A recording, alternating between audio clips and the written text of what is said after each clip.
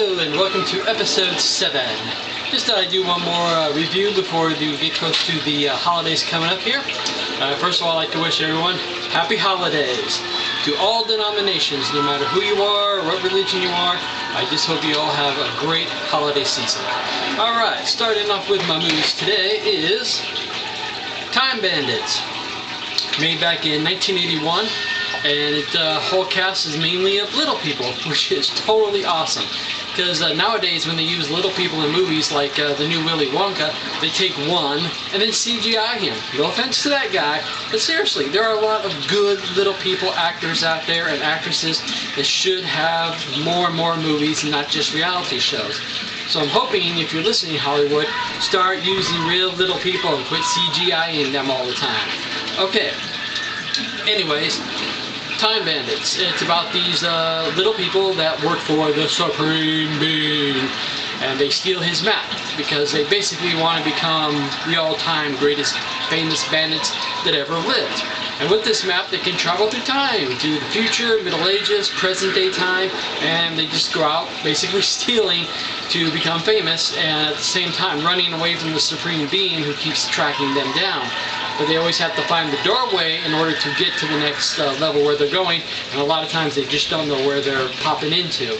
And eventually they pop into modern day times where they get caught up with this little boy who ends up going with them, and then he figures out what's happening. Hey, it's real, and it just kind of goes from there. I mean, a lot of good actors in it. You'll see John Cleese, you'll see Sean Connery, Shelley Duvall, bunch of other actors in there that just have bit parts here and there. It's an excellent adventure fantasy film, because the whole time while they're running away from the Supreme Being, the Dark One wants his map too, so he can scrape the hell of the job that he got put into. So all in all, it's a great movie. It has a nice, cool little surprise ending. It has some comedy element, but definitely good, fun adventure fantasy film. And it's Time Bandits. Not much of a background, but you can see the entire cast right here. Really an excellent movie. I suggest you get this one. Next on my list is a early 80s comedy starring Sylvester Stallone. Yeah, a lot of people don't know about this one, and every time I've recommended this one out, a lot of people seem to enjoy Stallone's first real shot at trying to do comedy. Now, I gotta admit, Stallone is funny, but I just don't think he's funny to do like a whole 90-minute, 2-hour comedy show. I think he's, good with the action, and then occasionally with the drama to the one-liner funny bits, But all in all, I did like this movie. It's very cheesy. It's really good. It stars Dolly Parton as well, and she's a country singer that's trying to get her contract back, and she basically bets her sleazoid boss that she can turn anyone into a country singer. So I'll give you a little bit more of a close-up there. And as she's trying to turn him into a country singer, basically Stallone is all rock and roll, man. And he does some singing in this, which is totally great. Yes, Stallone sings quite a few songs in this movie. And if she loses the bet, she's going to have to sleep with her sleazoid boss. And there's also a little romantic thing, because Stallone starts to fall for her, and she starts to fall for him, the usual. But anyways, how can you go wrong with a movie where Stallone dresses up like this? Seriously, anybody who puts on that kind of an outfit and goes on stage singing is definitely a must-see movie. You can see him singing there with Dolly.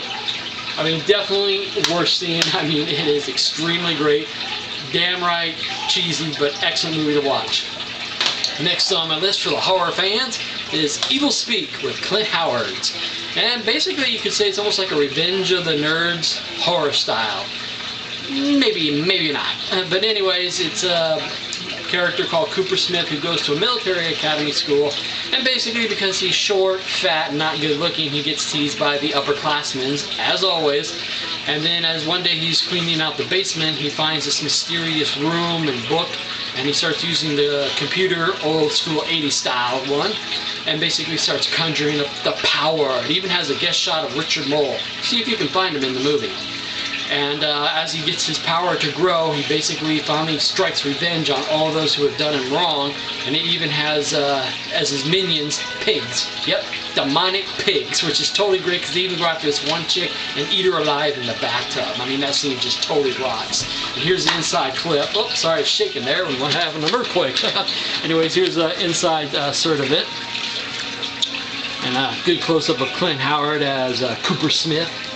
And it's such a good movie. I'm really surprised that they have yet to make a sequel of it. And Hollywood, if you do, no remake of this one, make a sequel and get Clint Howard to star in it. He's the only one that could pull off this role.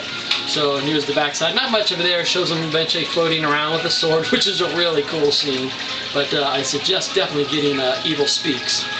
Next on my list is a cool 80s one, and a lot of guys don't have the cojones to admit that they like this movie, but I do. Adventures in Babysitting. That's right.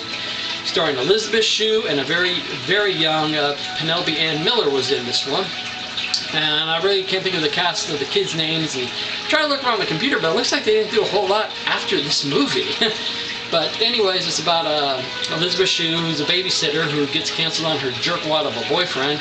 I mean, seriously, dudes or girls, would you cancel on a date with Elizabeth Shue? I don't think so.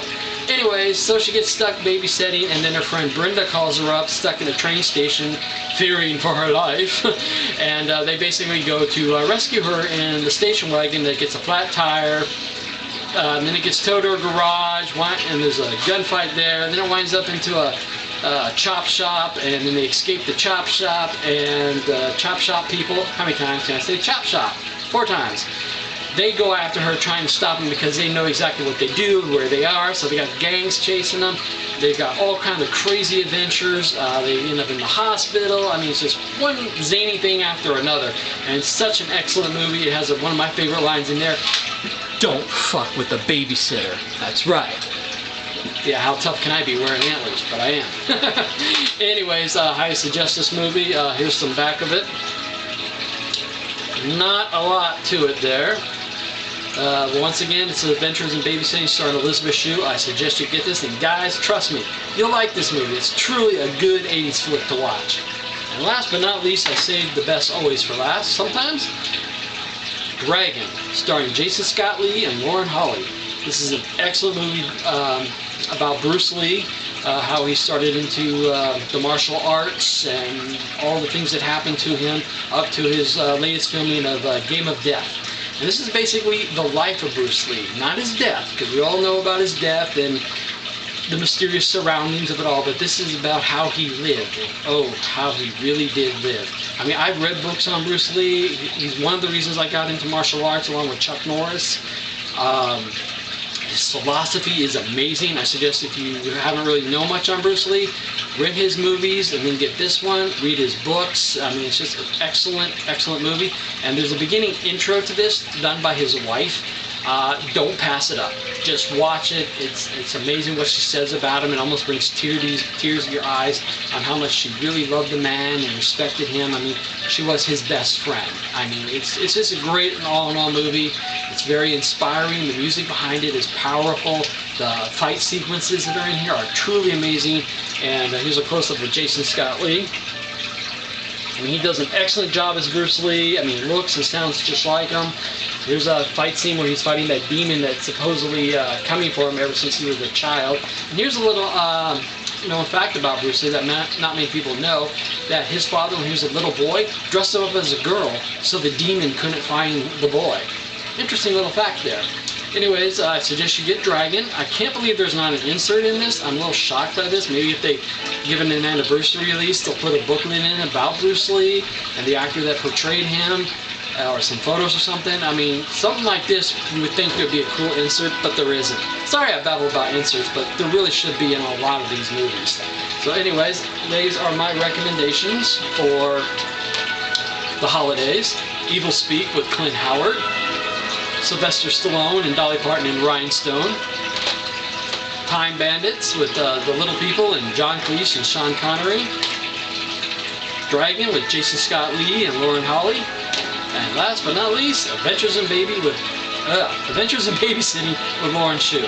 And since it is Christmas, I will give out a shout out to my favorite Christmas movies. The only reason I didn't do one of those is because I think everybody is doing them, so I decided not to do it. But anyways, I give a shout out to Bill Murray and Scrooge, George C. Scott in A Christmas Story, How the Grinch Stole Christmas, cartoon version, no offense to Jim Carrey, and also the movie called The Snowman. A friend got me into that about 3 years ago. It's an excellent artistic movie about a little boy who builds a snowman that comes to life, and they go on a little magical adventure. There's no words to it. It's just beautiful music with old school illustration of what seems to me to be pencil drawings of a cartoon. And it's called The Snowman. So that's what I would suggest for holiday viewing, along with Home Alone. Alright, thank you very much, and I hope you all have a happy holidays. Bye!